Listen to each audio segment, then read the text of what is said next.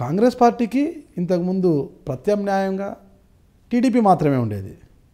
ప్రస్తుతం తీసుకుంటే కాంగ్రెస్ పార్టీకి టీడీపీ, మరోవైపు వైఎస్ఆర్సీపీ, ఇప్పుడు కొత్తగా జనసేన పార్టీ కూడా వచ్చింది. సార్, పార్లమెంటరీ డెమోక్రసీలో అనేక రాజకీయ పార్టీలు పుట్టుకొని వస్తూ ఉంటాయి. ఎప్పుడు మనం ఒక్కళ్ళే ఉండాలని కోరుకోం. మనతో పాటు చాలా పార్టీలు వస్తాయి.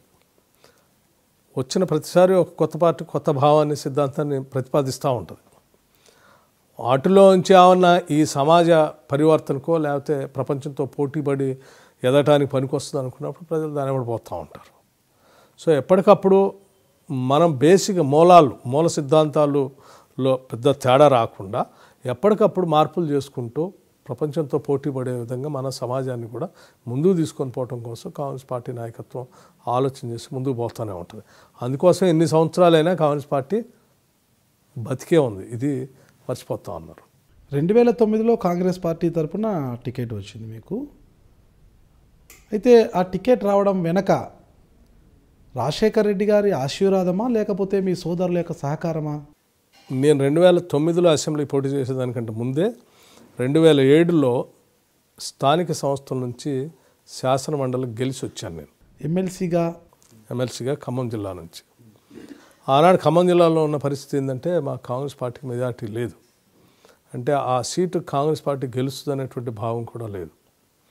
అటువంటి పరిస్థితుల్లో ఆనాడు ఉన్నటువంటి ముఖ్యమంత్రి గారు రాజశేఖర రెడ్డి గారు, నేను ఎప్పటి నుంచో కాంగ్రెస్ పార్టీలో పనిచేస్తూ ఉన్నాను కాబట్టి నన్ను పోటీ చేయమని వారు ప్రతిపాదించటం, వారి మీద నాకు అపారమైన నమ్మకం ఉండటం, నేను పోటీ చేయటం, దాంట్లో మేము అసలు గెలము, ఒట్టినే ఇట్లా గాలికి ఊదేస్తామని చెప్పారు అక్కడ ఉన్నటువంటి పార్టీలు.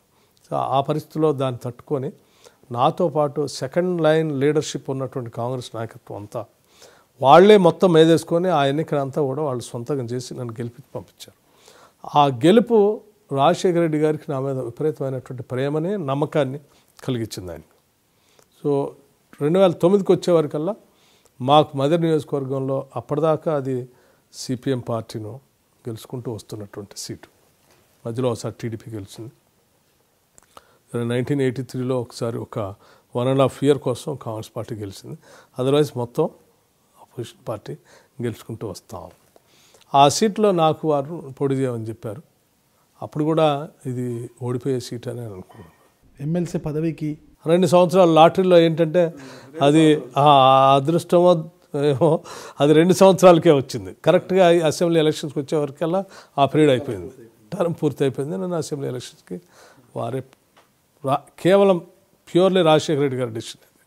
ఎమ్మెల్సీ కావచ్చు, ఎమ్మెల్యే కావచ్చు, రెండు ఆయన డైరెక్షనే, రెండు వారి నిర్ణయమే.